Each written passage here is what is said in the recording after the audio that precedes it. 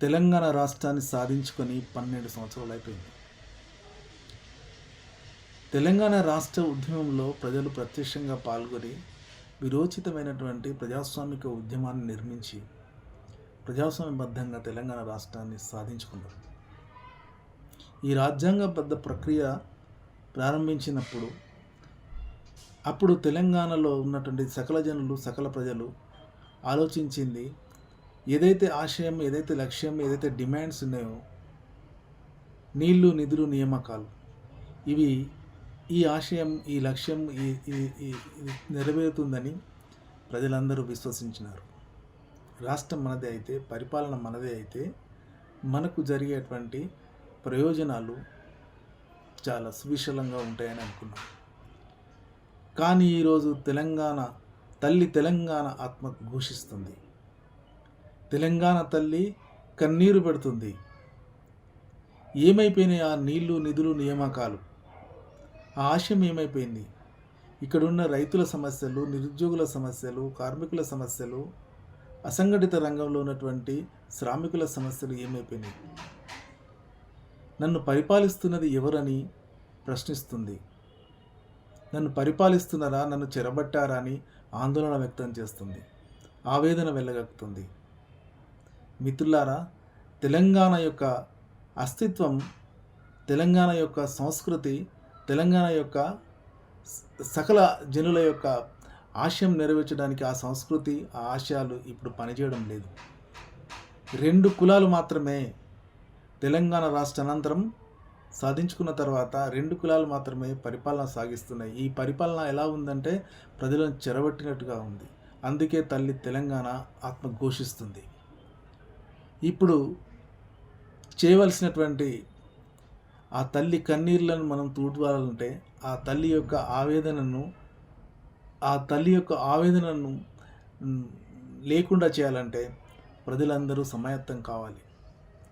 ఎప్పుడైతే తెలంగాణ ఉద్యమం కోసం మనం పోరాటం రగిలించినామో, కొలిమి రాజేసినామో, అదేవిధంగా రైతాంగం, గ్రామీణ ప్రాంతాల్లో ఉన్నటువంటి రైతాంగము, సకల జనులు, విద్యుత్ కార్మికులు,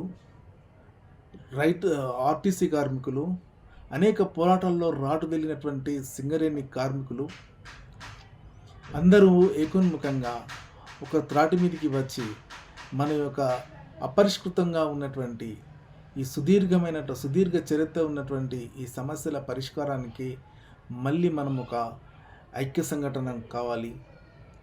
ఐక్యంగా ఉద్యమించేటువంటి అవసరం ఎంతైనా ఉంది, చారిత్రక అవసరం ఉందని కూడా నేను చెప్పదలుచుకున్నాను. మిత్రులారా, నిస్వార్థ సేవలు నిర్వహించేటువంటి సైన్యం లాంటి సామాజిక కార్యకర్తలు ఎంతోమంది మనకున్నారు. సమాజానికి, రాష్ట్రానికి నైతిక వనరుల వంటి నికాస్ అయినటువంటి జర్నలిస్టులు కూడా ఉన్నారు. అదేవిధంగా చదువుకున్నటువంటి విద్యార్థులు, మేధావులు, ప్రభుత్వ ఉద్యోగులు, అనేక మంది ప్రజలు ప్రజాస్వామిక విలువల కోసం పరితపించేటువంటి వాళ్ళు ఈ సమాజం కోసం దేశభక్తితో, ఈ సమాజం కోసం, ఈ రాష్ట్రం కోసం, దేశం కోసం తమ యొక్క శ్రమను, తమ యొక్క మేధస్సును వెచ్చించడానికి సిద్ధంగా ఉన్నటువంటి ప్రజలు ఉన్నారు. అన్ని రకాల అటువంటి సహజమైనటువంటి మానవ వనరులు మనకున్నాయి.